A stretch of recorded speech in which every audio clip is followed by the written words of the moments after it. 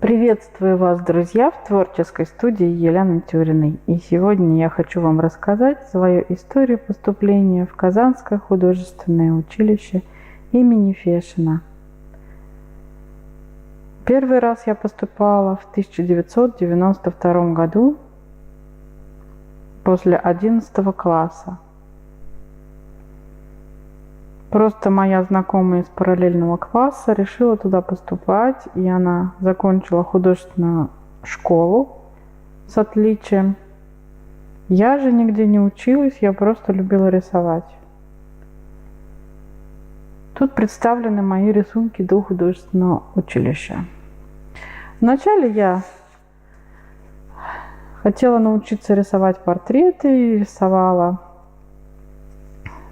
с фотографий журналов мод понравившуюся мне модель.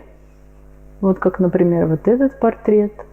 Девушка в шляпе, шляпа украшена цветами. Конечно, у меня не было академической школы.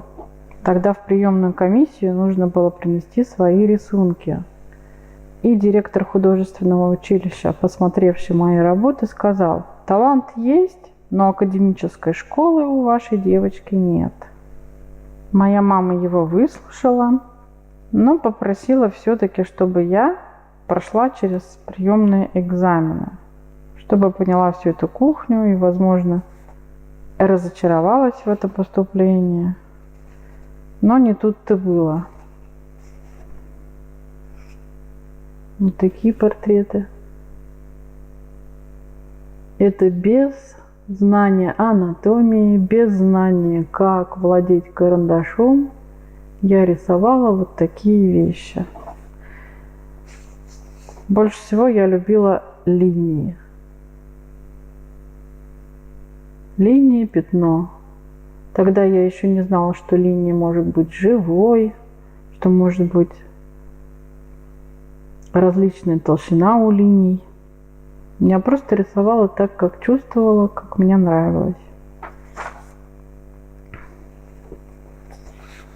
Вот здесь я пыталась научиться рисовать волосы.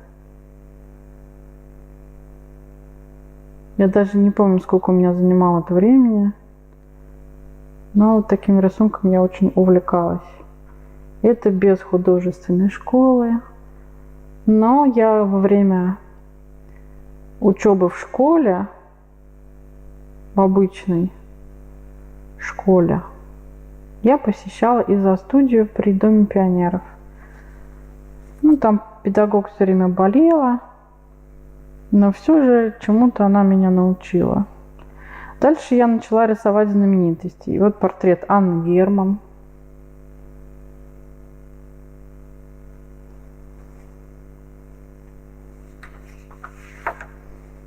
Джон Леннон из группы Битлз. Ринго Стар. Почему-то остальных я не нарисовала. И либо они где-то потерялись у меня. Здесь уже более интересно было проработано в карандаше. Хотя я нигде никогда не училась.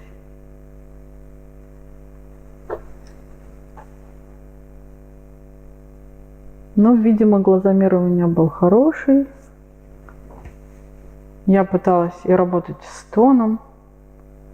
Но как штриховать по форме я, конечно, не имела никакого представления. Вот Ким Бессинджер.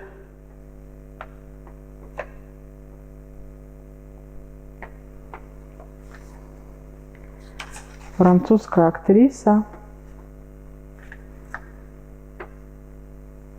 И это певица. Я уже даже не могу вспомнить их имена.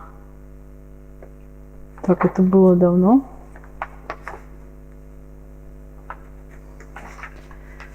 Где-то схожесть, конечно, не особо получалась с оригиналом. Но все же какое-то начало было. В первый год я не поступила в художественное училище. Конкурс был очень большой.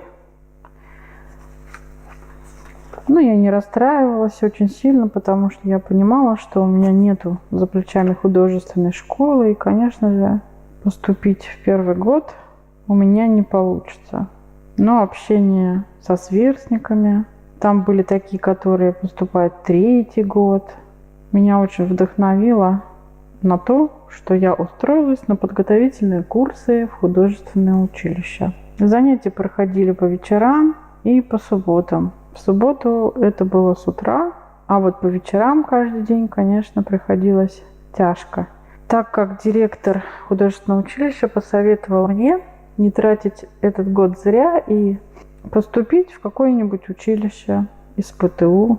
Он предлагал мне где-то рядом с домом какое-то училище ремесленное, но я выбрала из ПТУ-16, это вообще на конце нашего города, очень далеко надо было добираться. Но там была роспись по дереву и такая специальность, как художник-оформитель. Мне интересно было и то, и другое. И вот у нас в одной группе учились ребята, кто занимался резьбой по дереву. Девочки занимались росписью по дереву. Я же была как художник-оформитель. Причем у нас были детки и после 8 класса. Раньше учились до 8 классов, а не до 9. Были студенты постарше. Для нас они казались стариками, так как они были после армии. Это было где-то 27 лет, 24 года кому-то. Кто-то у нас бросил университет или просто их оставили на 2-й год, они не доучились, были отчислены, и поэтому они вместе с нами учились. Ну, очень интересная такая публика была, разношерстная. Зато была хорошая стипендия, хорошая столовая и отличные друзья. Это время было очень веселое.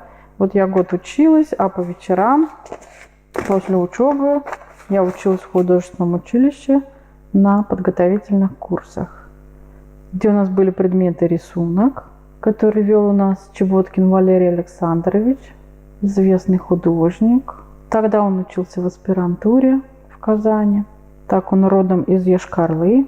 А живопись и композицию у нас вел Макаров Геннадий Федорович. Впоследствии мы его все называли нашим вторым папой. Группы были небольшие. Поступало где-то по 10 человек в группе. Максимум, по-моему, 12 человек в группе могло быть. Всего лишь набиралось каждый год в художественном училище по 2 группы. Это художники-педагоги и художники-оформители или художники-дизайнеры впоследствии меняли нашу специализацию. При поступлении в художественное училище надо было сдавать рисунок, живопись и станковая композиция у нас была. Ну, кроме предметов таких как литература, история. Там в основном гуманитарные предметы нужно было сдавать. Второй раз, конечно же, я поступала уже, будучи с каким-то багажом знаний в академическом рисунке, композиции. Но все равно я не прошла по баллам. В 1993 году впервые за много лет сделали исключение и приняли меня в художественное училище вольнослушателем. Это человеком без прав на получение стипендии, без каких-то там льгот. У меня даже не было студенческого билета.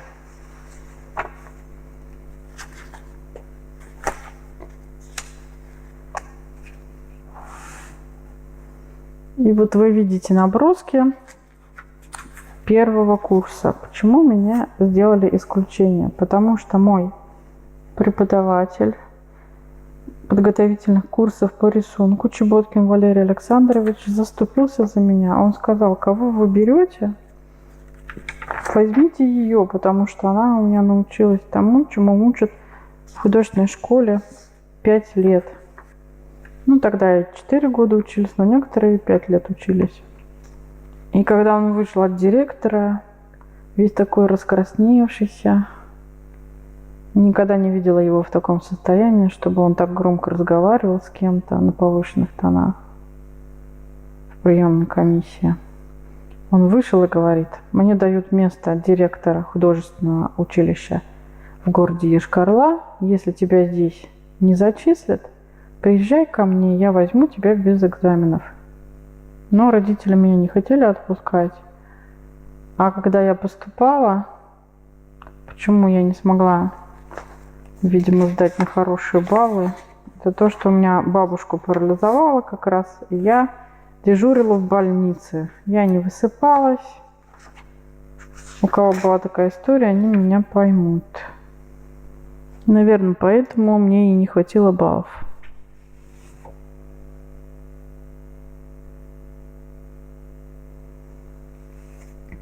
Но все же я поступила в художественное училище в 1993 году. Художники-оформители учились тогда 4 года, художники-педагоги 5 лет. То, что я была художником-оформителем, правда, в конце нам дали диплом, что мы художники, и специальность наша дизайн, художник по рекламе. Научили нас на первом курсе мультипликации. Так как к нам не приехали педагоги, а им предложили работать за границей, муж с женой должны были преподавать нам мультипликацию.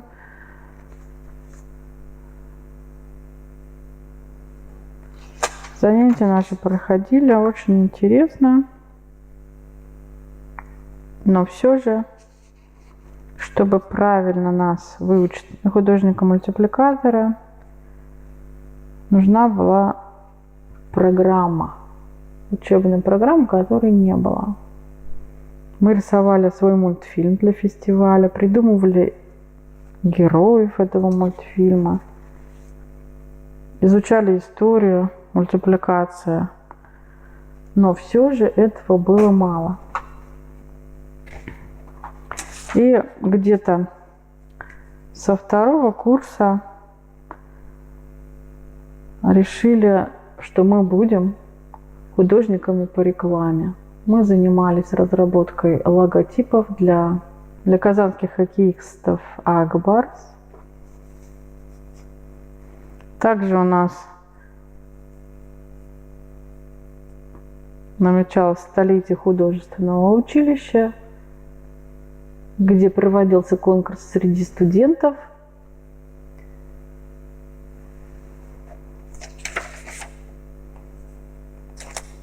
Я заняла там какое-то место, и мой пригласительный билет был распечатан.